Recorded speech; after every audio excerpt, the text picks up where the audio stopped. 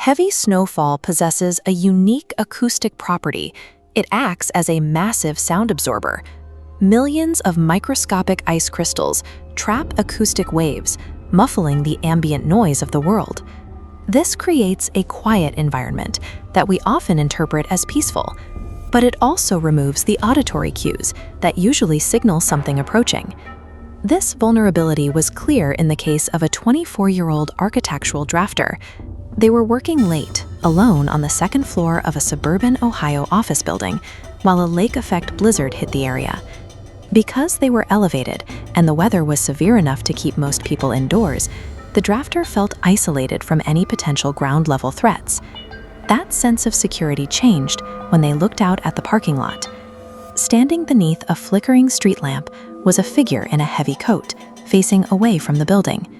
10 minutes later, the drafter checked again. The figure had rotated and was now staring directly up at the building, locked onto the drafter's specific illuminated window. The drafter immediately went down to the ground floor lobby. They needed to verify the building's perimeter, so they checked the security monitor at the front desk. The figure was no longer visible on the camera, but the pristine snow directly against the glass front doors had been aggressively trampled. While the drafter felt protected by their elevation and the storm, the predator had already crossed the lot and tested the physical glass boundary of the building. Losing mobility in a heavy storm changes the nature of your environment. Without the ability to move, a road trip becomes a period of waiting in a stationary target. This happened to a 28-year-old driver in the UK Peak District.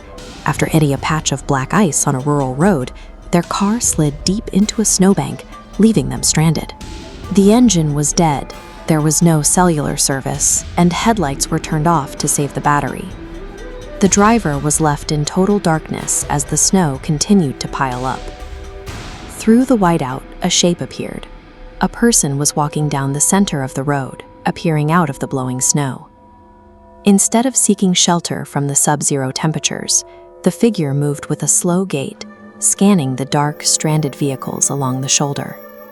The driver slid down into the seat, trying to remain invisible as the figure stopped and approached their car. The silence was broken by the sound of a wet, gloved hand wiping a layer of frost off the driver's side window. The figure violently rattled the locked door handle.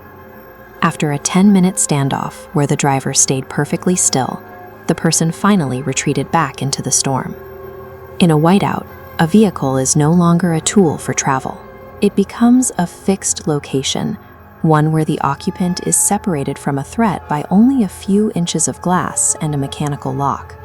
A locked door is a physical barrier, but it doesn't stop the elements, or a person who has already found a way in. In these cases, the snow serves as a physical record of the security failure.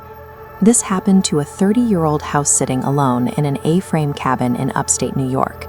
It was 3 a.m., and the temperature outside was 10 below zero. They woke up to a sudden biting wind blowing through the interior hallway of the cabin. They found the back patio door standing wide open, allowing a steady stream of snow to blow directly onto the interior floorboards. Using a phone flashlight, the subject followed a trail of wet, melting boot prints that led from the open door and through the kitchen. The footprints did not lead back outside. They continued down the hallway and stopped exactly in front of the bedroom door the subject had just walked through. While standing in the hall, the subject heard a floorboard creak. The sound came from the space directly behind them. A fresh layer of snow provides a physical record of every movement made during the night. It shows how the isolation of winter can be used to close the distance, eventually leading to the space right behind you.